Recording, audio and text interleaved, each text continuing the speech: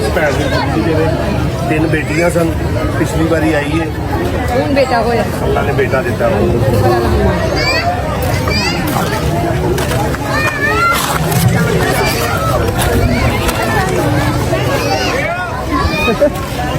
चलो खा ली। बिल्कुल आखिरी मरहल में है। एक गुजारिश की थी लेकिन समझ नहीं आती थी।